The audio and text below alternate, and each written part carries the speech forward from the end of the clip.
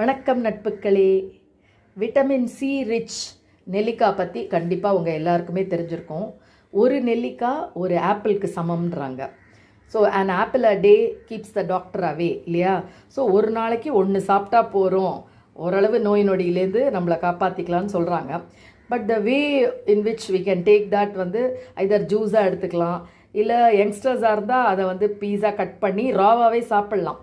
முன்னாடியில் நான் கூட அப்படி தான் எடுத்துகிட்டு இருந்தேன்.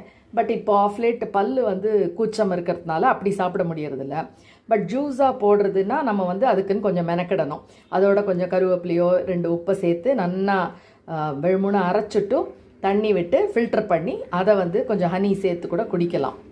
பட் நான் அதுக்கெல்லாம் கை வராதனால நான் என்ன பண்ணுறேன்னா, ஒரு சிம்பிள், அதாவது எண்ணெயும் ஜாஸ்தி இல்லாமல் காரம் ஜாஸ்தி இல்லாமல் ஒரு ஊறுகாய் ஒன்று நானே ட்ரை பண்ணுறேன்.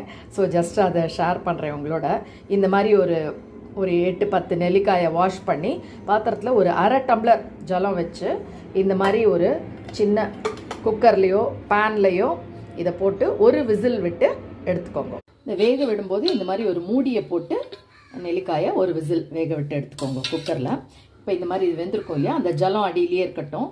ஸோ இந்த எல்லா நெல்லிக்காயும் ஒரு பிளேட்டில் போட்டு ஜஸ்ட் இப்படி ஒரு ப்ரெஸ் பண்ணாலே போகிறோம். இந்த மாதிரி பீஸாக ஆகிடும். ஸோ இது எல்லாத்தையுமே பிரித்து வச்சுருக்கேன். கொட்டையெல்லாம் மட்டும் எடுத்துருங்க, கொட்டை இல்லாதபடி எல்லாத்தையும் எடுத்துருங்க. இப்போ இந்த மாதிரி எடுத்து வச்சுருக்கிறதெல்லாம் நான் என்ன பண்ணுறேன்னா ஒரு பாட்டிலில் போடுறேன்.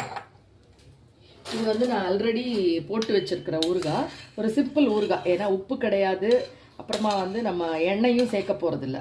ஸோ இட் வில் பி நெல்லிக்காயும் சேர்ந்த மாதிரி இருக்கும், ரொம்ப உப்பு காரம் இல்லாதபடி பண்ணிக்கலாம். ஸோ இந்த மாதிரி இது எல்லாத்தையும் இப்போ இதில் போட்டுக்கிறேன்.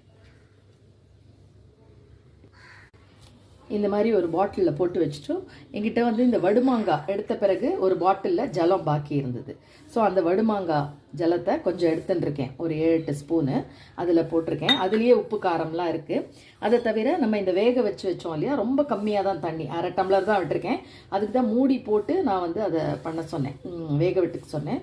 ஸோ இப்போது இந்த ஜலத்தையும் இதில் விட்டுடுறேன். ஸோ இதில் உப்பு காரமும் இருக்குது, உங்களுக்கு கொஞ்சம் தண்ணியும் விட்டுக்கும்.